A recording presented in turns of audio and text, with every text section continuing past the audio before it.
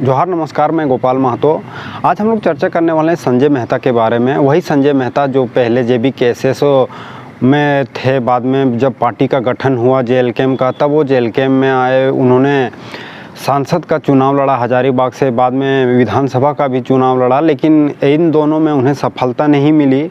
उसके बाद में फिर अपने नेता यानी कि जो जेएलकेएम के सुप्रीमो हैं उससे अलगाव को लेकर इन्होंने बाद में पार्टी छोड़ दी और आज ये आजसू में जुड़े हुए हैं। और जब ये आजसू में हैं तब काफ़ी हमलावर हैं अभी जेएलकेएम के ऊपर। इसी तीखे हमले के कारण वो फिर से आज सुर्खियों में हैं। और जो जेएलकेएम के सदस्य हैं, जो जेएलकेएम के लोग हैं, वो अभी उनसे काफ़ी नाराज़ चल रहे हैं। इसकी जो वजह है, उन्होंने एक फेसबुक पोस्ट डाला था। पोस्ट में ये थी कि वो जो आरोप लगा रहे हैं जेएलकेएम के ऊपर में कि जो जेएलकेएम है कंपनियों के गेट के बाहर में धरना प्रदर्शन करती है, चंदे उगाती है। इससे पहले भी उन्होंने ये बात बोली थी, लेकिन आज ये इसको एक लेवल और बढ़ा गए।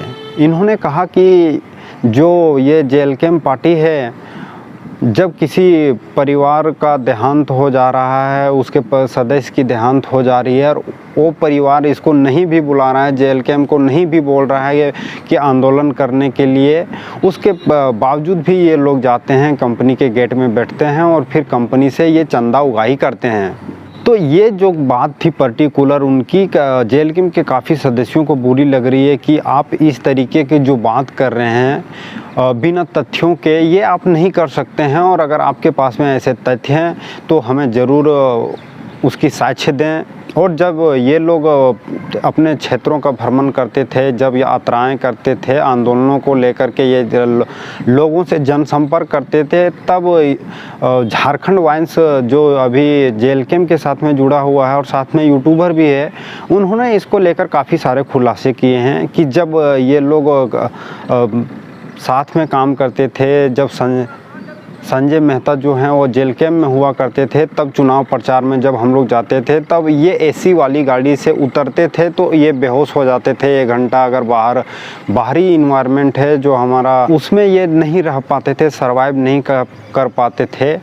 या ज़मीनी हकीकत जो है इनको उस तरीके से पता नहीं होती थी, लेकिन इसके पास में जो बातों को रखने की जो कला है, जो बातों की समझ है, उसी के कारण लोगों को ये पसंद आते थे। बाकी अगर कहें कि इसको झारखंड की उतनी ज़्यादा जानकारी नहीं है।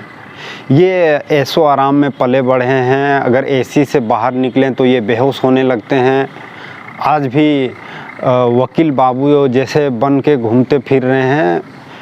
इन्हें झारखंड और झारखंडियों का जो असली दर्द है, जो गांवों में बसता है, उसके बारे में शायद उतनी जानकारी नहीं है। यही जेएलकेएम वालों का कहना है, मेरा भी ऐसा मानना है कि जिस हिसाब से ये केवल फुटेज खाने के लिए हर जगह पे होते हैं और जो इनकी बात रखने की शैली है, जो कला है, उसी के कारण ये थोड़ी बहुत लोगों तक पहुंच पाते हैं। नहीं तो लोगों को लेकर के, झारखंड को लेकर के इसके जो माइंडसेट हैं, मुझे उतने ज़्यादा प्रभावी नहीं लगते हैं।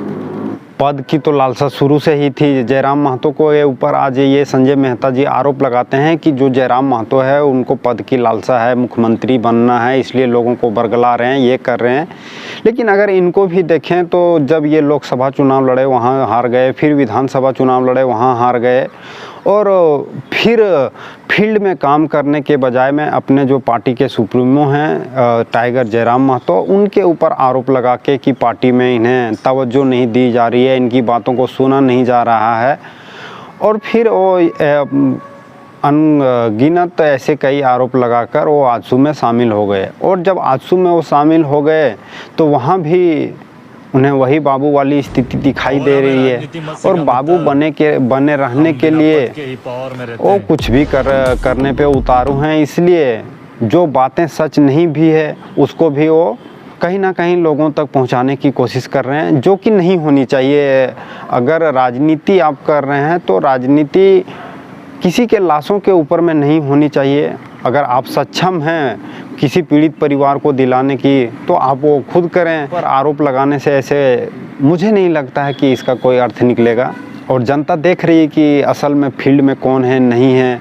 जयराम महतो जी आज क्या कर रहे हैं नहीं कर रहे हैं, जनता के बीच में कितना है, विधायक बनने के बाद वो अपने आवास में कितना है या फिर छुट्टियों पे कितने गए हुए हैं, ये लोगों को दिख रहा है। बाकी अभी जयराम महतो जो है 28 जुलाई को खबर आ रही है कि वो हैदराबाद जाने वाले हैं और वहाँ भी जो उनका कार्यक्रम होगा, शॉर्ट कार्यक्रम होगा और फिर पुनः उसी शाम वो झारखंड के लिए वापस आ जाएंगे। वहाँ लोगों को वहाँ पे संबोधन करेंगे। अब उनकी जो संबोधन की के मुख्य बातें हैं उसको लेकर भी हम लोग आगे चर्चा करेंगे। फिर मिलेंगे किसी दूसरी वीडियो में, तब तक आप सभी को एक बार फिर से जोहार।